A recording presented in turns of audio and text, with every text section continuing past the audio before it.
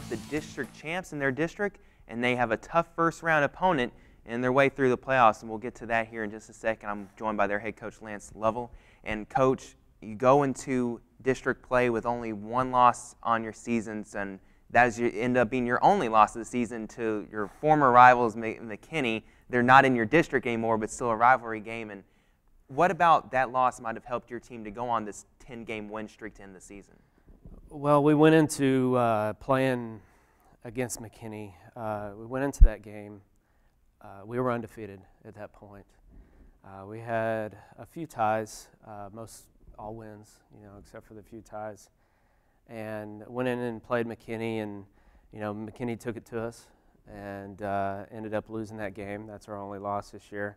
But honestly, I'm glad it happened because it refocused the team, and it allowed us to see exactly what it is that we need to work on to be at that level for the rest of the year and rolling into playoffs. It certainly did. That 10-game win streak to finish out the season, including 8-0 in district play. And a few of the teams in your district were a little bit, it's a soft district, not necessarily quite the competition that you are, but you did have Prosper, a very formidable opponent, and you had two really tight games against them. Prosper's a very good team. They're fast, they're very physical. They play the style of soccer that it's just, they go at you every second. At any point on the field, wherever the ball is on the field, you got to be prepared for them to come at you. They're a very direct style team, and that gave us a few problems in the second game, but we pretty much counterattacked whatever they were giving us in the first game. We won the first one 1-0, and they really didn't have a whole lot of opportunities on our goal in the first game. Second game, they had a higher sense of urgency, a greater sense of intensity because they knew that they had to win that game in order to win district.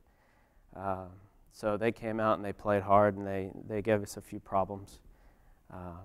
And that one ended a regulation in a 1-1 tie, and we went into shootout and ended up winning the shootout. It's so important, especially when you get in those shootouts, but in the games too, to have a great goalkeeper there to help bail you out, and you certainly had that in that shootout win over Prosper. Absolutely. Clarissa not only had a great game that night, but she also stopped two of their penalty kick takers, their shootout takers. Prosper missed one over the goal, and then Clarissa saved two. So they only scored two on us, and it ended in a 3-2 shootout win for us. We didn't even have to use all five because of Clarissa and her two saves. You have maybe one of the most dynamic tandems in girls soccer out there with Belicia Mendiola and Hadley Tucker. And so, Belicia has 28 goals on the season, Hadley 12, but Hadley also getting it done passing Belicia as well. They do a good job to have all facets of their game working. Well, there's no doubt about it that Belicia she's that goal scoring threat that we have, with 28 goals on the season thus far. She does a wonderful job of keeping the ball and creating opportunities for herself. But if it wasn't for Hadley up there too, Hadley has 13 assists, and just about all of those 13 assists have gone to Belicia. And if it wasn't for Hadley up front too, that, like you said, it's a dynamic tandem. If it wasn't for her up front, we wouldn't be as successful as we are right now. It really allows you to space the field because they can't just kind of suck up one player and just shut them down. They have to worry about multiple threats on the field. Well, every team that we've played knows they know about Belicia, and they do the best that they can to try to mark her up and maybe even put two bodies on her at a time. But she's so skillful with the ball that she can get away from just about any kind of pressure.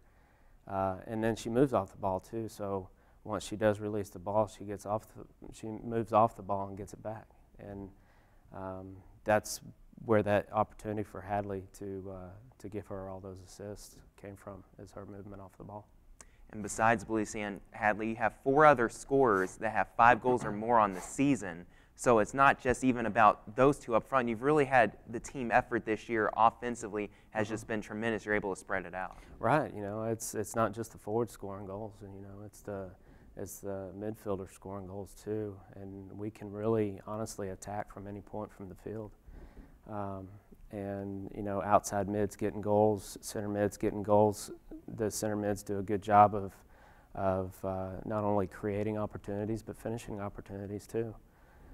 So it's a multi-point attack, not just from the forwards.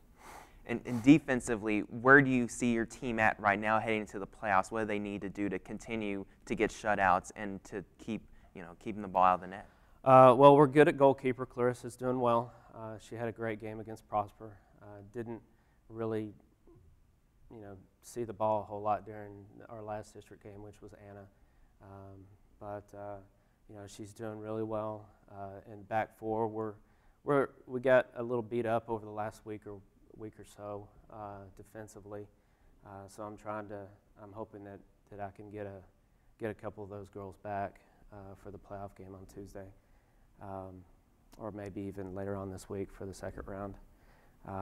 But we're a little beat up back there in the back, but midfield and forward we're strong, and hopefully we can get those girls back. Now your first round opponent is Frisco Centennial. Usually when you're the district winners and you face the fourth place team from another district, usually that means it's going to be an easy first round game. You're going to get through to the next round, but this Frisco district, they have a ton of talented teams. Man, I'm telling you, I look at the UIL 4A playoff bracket, and there's some district winners that don't have to play first round because they have an open district bye. I see some teams that have their first round opponent is one that's not quite there. You know what I mean? But us, I'm looking at it and I'm thinking right off the bat we've got to play a tough Centennial team. After that, if we make it by Centennial, then we have Creekview after that. After that is Frisco Liberty, and then it just gets even harder and harder along the way. So, the playoff schedule as it's set up is very, very difficult for us right off the bat. But I'm confident that with the success that we've had this year. Against the quality teams that we have played, I'm confident that we'll do well. You're playing Centennial tomorrow night, so you have practice today, and then your pregame stuff before tomorrow night's game.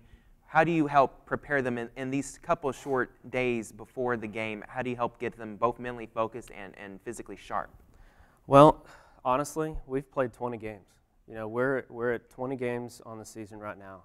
And is there anything else that I can do to get them mentally and physically prepared for just another game? Which in their mind, in the team's mind, honestly, it's just another game. Yeah, it's a playoff game. Yeah, you lose, you go home, you're done. But it's just another game to them. And do I need to do anything special, say anything special? Yeah, maybe. Just to get them rolling for game day. But we're going to go into practice tonight, this afternoon, and we're going to talk about some of the things that we need to do to be successful against Centennial, and then just going to leave it at that. It's been an interesting season this year because the girls have they have a focus this year. They have this confidence about them this year, and they're not looking forward. They're looking at what's ahead of them right now. They're looking at what game they're about to step out on the field and play. That's where they're at. They don't want to talk about the area game, or they don't want to talk about the regional semifinal or regional final. They want to talk about what's going on right now, and what we need to do to get past that. And Coach Lovell, thanks again for joining us today, and good luck to you in this playoff draw, even though it's a tough draw. Yes. Good luck to you. Thank you very much. No problem. McKinney North, Lady Bulldogs going into the playoffs, taking on Frisco Centennial tomorrow night. That's a Tuesday night, and They have a tough draw, but they are the district champs from 17-4A, and they are certainly, with only one loss on the season, one of the favorites to go deep in the UIL 4A playoffs.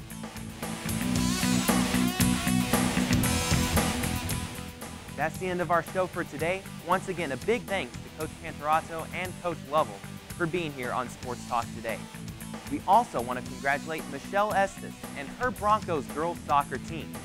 McKinney Boyd finished in second place in District 10-5A this year and will play the Lady Bisons of Sunset in the first round of the playoffs Thursday night at 6 p.m. at Kincaid Stadium in Dallas.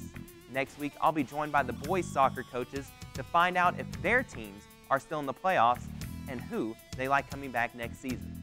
Until then, from all of us here at Sports Talk, I'm Tyler Sloan. Have a great week.